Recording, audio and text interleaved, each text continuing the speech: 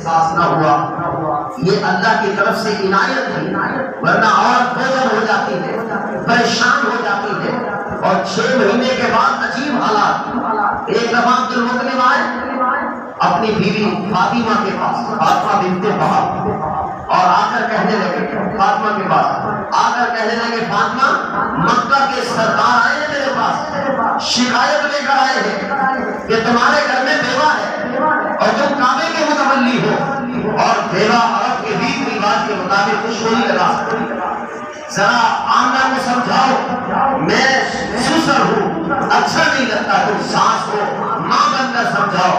فاطمہ کہنے لگے عبد المطلب میرے سر کے تاج میں کیا بتاؤں، آج تم یہ شکایت لے کر آئے ہو، تم سے پہلے مکہ کی عورتیں میرے پاس یہی شکایت لے کر آئی اور کہنے لگے تم کعبے کے متولیوں کا گھر ہے، تم کعبے کے سرداروں میں ایک سردار کا گھر ہے، تم عرب کے ریت رواج کو اگر توڑو گے آنے والے لوگ کیا کریں گے، تمہاری بہو بیوہ ہو کر خوشبو لگاتی ہے۔ میں بھی کہنے لگی ہاں خوشبو تو مجھے بھی آتی ہے، کیا یہ اچھی بات ہے، آمنہ کو بلا لیتے ہیں۔ فرمایا آمنہ کو بلایا اور کہا کہ آمنہ بیٹی میں بات اپنی نہیں کر رہی، میں بات خوشبو کی نہیں، بات میں مکہ کی عورتوں کی کر رہی ہوں، بیٹی تو خوشبو کہاں سے لگاتی ہے؟ آمنہ رونے لگی، تو ماں نے کہا ساس تھی لیکن چونکہ نوجوانی کی حالت میں بیوہ ہو گئی، پریشان ہو گئی، پسیج گئی کہ آمنہ میں تیرا دل نہیں دکھانا چاہتی، مجھے پتا ہے تیرے غم اور درد کا، تو نوجوانی کی حالت میں بیوہ ہوئی ہے، میری بہو نہیں تو بیٹی ہے، پر آمنہ میں کیا کروں، مکہ کی عورتیں آ گئی۔ مسئلہ ہے یہ کعبے کے سردار کا گھر ہے۔ ہم نے جواب نہیں دیا کہ تم خود جواب دو، تو کہنے لگے اماں میں کیا بتاؤں، مجھے آج میرا شوہر یاد آ گیا، کاش آج عبداللہ زندہ ہوتا، یہ سوال و جواب مجھ سے نہ ہوتے، آج میں بیوہ ہو گئی ہوں، اماں میں تجھے کیسے یقین دلاؤں، یہ خوشبو میری لگائی بھی نہیں، اگر خوشبو میرے پاس ہوتی ہے میں ابا کے پاس رکھواتی ہے، اماں کے پاس رکھواتی، اماں تجھے بات خوشبو کی کرتی ہے۔ میں حیران ہو گئی جب سے یہ مہمان میرے پیٹ میں آیا ہے، میں اگر دھوپ میں چلتی ہوں تو بادل سایہ کرتا ہے، اگر میں پتھرے پہ چلتی ہوں پتھر نرم ہو جاتے ہیں، اگر میں درختوں کے قریب سے چلتی ہوں میں حیران ہو گئی، شاخیں جھک جھک کر مجھے سلامیاں پیش کرتی ہیں، اماں میں جہاں سے دھوپ لیتی ہوں وہاں سے خوشبو پیدا ہو جاتی ہے۔ اماں یہ میرے نہیں لگائی خوشبو، میں بھی آپ کے ریت رواج کو جانتی ہوں، میں بھی سمجھتی ہوں میں عبد المطلب کی بہو، مجھے بھی اس چیز کا احساس ہے ماں، کیا میں عرب کے ریت رواج کو توڑ کر تمہارا سب نیچے کروں، پر مجھے پتا نہیں، عجیب و غریب میں برباد دیکھتی ہوں۔ حضرت شفا دائیہ ہے، ایک اور دائیہ تو نقل کرتی، حضرت آمنہ تو یہاں تک نقل کرتی ہے کہ میں حیران ہو گئی، لوگوں عورتوں سے سنا کرتی تھی کہ جب مہمان رحم میں آتا ہے عورت بے چین ہو جاتی ہے، میں نے ساری زندگی میں کبھی اتنا سکون نہیں دیکھا جتنا سکون مہمان آنے کے بعد دیکھا، ایسا عظیم الشان پیغمبر ہے۔ حضرت شفا فرماتے ہیں میں حیران ہو گئی، گھر منہ بندے رہا ہے، پریشانی کا عالم ہے کہ کہیں روشنی کا انتظام نہیں، حضرت آمنہ کہتے ہیں غربت ہے غربت ہے، اتنے بھی پیسے نہیں کہ تیل لا کر چراغ کو جلایا جا سکے۔ سید سلیمان کلانی فرماتے ہیں یہ لوگوں پریشان ہونے کی ضرورت نہیں، بڑی عجیب بات سمجھنا چاہو تو آسان لفظوں میں سمجھ لو، اللہ سورج پر بھی قادر، اللہ چاند پر بھی قادر، اللہ ستاروں پر بھی قادر، اللہ اگر چاہتے تو سورج کو حکم دیتے آج آسمان پر نہیں میرے محبوب کے گھر کو ہونا ہے، آج چاند کو حکم مل جاتا افق پر نہیں میرے محبوب کے گھر آ جانا ہے، ستاروں کو حکم ملتا آج تم نے آسمان پر کہ چاہے نہیں دکھاتی میرے محبوب کے گھر دکھانی۔ سید سلیمان کلانی فرماتے اگر سورج آ جاتا یا چاند آ جاتا یا ستارے آ جاتے تو میرے محبوب کے نبوت والے چہرے کی روشنی کا کیسے پتا چلتا؟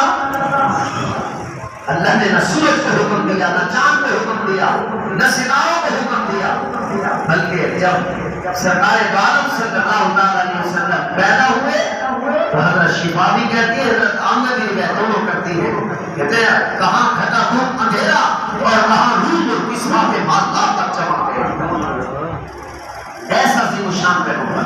حضرت شفا نے اور عجیب بات کہتے میں داعیہ کا کام کرتا ہوں، میں بہت سارے عورتوں کے پاس گئی ہوں حالت ولادت کے وقت، لیکن یہ ولادت بڑی عجیب تھی، 9 مہینے گند جمع ہو جاتا ہے، بچے کے بعد وہ گند انول بھی پائی جاتی ہے، لیکن میں حیران ہو گئی یہ ایسی ولادت تھی بچہ تو ضرور دنیا میں آیا، گند کا قطرہ تک باہر آیا، میں حیران ہو گئی دنیا میں بھیجا ہو. میں نے سرما اٹھایا, آنکھوں میں لگاؤں, بچہ ہے, بچے کے آنکھوں میں سرما لگایا جاتا ہے. میں آنکھیں دیکھ کر حیرت زدہ ہو گئی, پہلے سے سرما لگایا ہوا, آنکھ ناک کٹی ہوئی.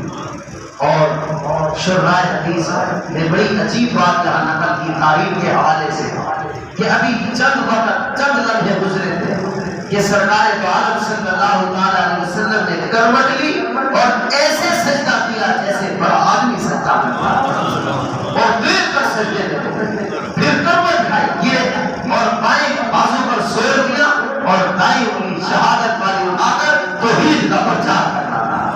بعد میں تو الفاظ بھی نقل کی ہے کہ سبحان اللہ والحمدللہ, اور بعض نے کہا کہ شہادت کی بھی اٹھائی, پرچار کر دیا توحید وحدہ لا شریک لہ. ایسا عظیم الشان پیغمبر.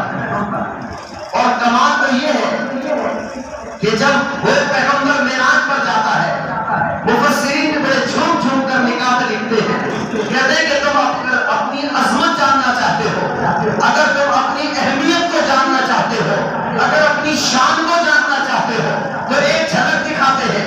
کہتے ہیں جب یہ سرکار دو عالم امام الانبیاء حضرت محمد صلی اللہ علیہ وسلم جب معراج پر جاتے ہیں تو جوتا صاف ہوتا ہے. فرمایا جوتا جب نبی سے جڑ گیا تو جوتا بھی آسمان سے اوپر چلا گیا, ساری کائنات زمین پر رہ گئی, نیچے رہ گئی, نبی کا جوتا اوپر چلا گیا.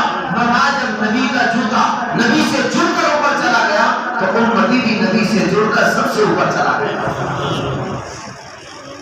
آج ہمیں قدر و منزلت کا نہیں پتا, اس لیے تو ہم سے سنت زندہ نہیں ہوتی. صحابہ کو اس چیز کا علم تھا, وہ سمجھتے تھے یہ دولت اللہ نے ہمیں بیش بہا دولت دی ہے اور عطائی ہے, قوت بازو سے نہیں.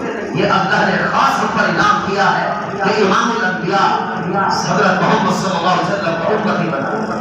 ورنہ صحابہ اور ہم نے فرق کیا, وہی دو ہاتھ ان کے وہی ہمارے, وہی روزمرہ کی زندگی ان کی وہی ہماری, وہی شب و روز ان کے وہی ہمارے, وہی تجارت بیوی بچے ان کے وہی تجارت بیوی بچے ہمارے. فرق ایک ہے, وہ اس قدر کو جانتے تھے, ہم جانتے نہیں. وہ جانتے تھے اس قدر منزلت کو. عرب کے ریت رواج کے مطابق دائیں آ گئے. ہر دائی نے پوچھا کون؟ محمد, بس عبداللہ, یتیم چھوڑ. فرمایا انہوں نے نہیں چھوڑا, رب نے بھی ان کا انتخاب کیا. اللہ نے جس کا انتخاب کرنا تھا وہ وقت والی. ساری باتیں بڑی کمال کی تھی, ساری باتیں بڑی کمال کی تھی. اور دائی حلیمہ جب آئی تو ان کی سواری انتہائی کمزور لاغر بہت پیچھے رہ گئی. اور جب وہ مکہ کی سرزمین پر داخل ہوئی تو یہ دائی سارے بچوں کو لے کر جا رہی تھی. دائی حلیمہ آ رہی, پتا کیا کہ ایک ہی بچہ ہے اور وہ بھی یتیم. تو اپنے شوہر کو کہنے لگی کہ یہ بڑی آر کی بات ہوگی, قبیلہ بنو سعد میں جب ہم جائیں گے یہ بڑی آر کی بات ہوگی کہ ہم خالی ہاتھ ہیں. پہلے ہی کام و تشریح کا محل ہے کہ ہمارے پاس سواری لا کر کمزور. شوہر کہنے لگا حلیمہ جانتی ہو قبیلہ بنو سعد نے کہا, اور یہ سارے بچے وہ اس لیے لے گئی تاکہ کچھ مال و متاع ملے گا, کہاں دور ہو جائے گا ان کا. ہمارا اپنا گزارا مشکل ہے, اس یتیم کے بچے کا گزارا کیسے کریں؟ کہیں سے پکڑ پکڑ کر بھی کریں گے پھر بھی ادائیگی.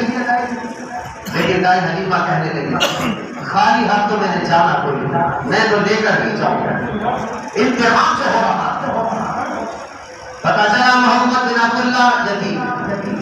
آمنہ سے کہا کہ میں بچے کو لے جاؤں. ٹھیک ہے جی لے جاؤ. بچے کو لیا, شوہر آگے, بچہ درمیان میں, پیچھے دائی حلیمہ. سواری نہ اٹھے, جتنا زور لگایا سواری نہیں اٹھی. عبد المطلب کہنے لگے یہ سواری, یہ سوار کوئی عام سوار نہیں, لڑکا یوں ہے جب تک تم اس کی پیٹ کر کے رکھو گے سواری اٹھے گی نہیں. اس کی پیٹ نہ کرو, اس کو آگے کرو. آگے بٹھایا, سواری اٹھ. اور آج میں بھی مطالعہ کر رہا تھا, اس میں بڑی عجیب بات کہتے ہیں اللہ بھی بڑے. یہ جو آپ سیرت النبی کا جلسہ سن رہے ہو یا آپ کو سنو گے, میں پوری ذمہ داری کے ساتھ ایک دلیل دوں گا. اس لیے میں آپ کو عرض کر رہا تھا باتیں ساری مضبوط مستند, کوئی خطیبانہ نہیں ہے کہ جہاں سے پکڑی سنا دی, پیچھے حوالہ ریفرنس ہے. ذمہ داری سے کہہ رہا ہوں, یہ سن رہے ہو یا آپ پہ سنو گے. اگر اخلاص ہو گیا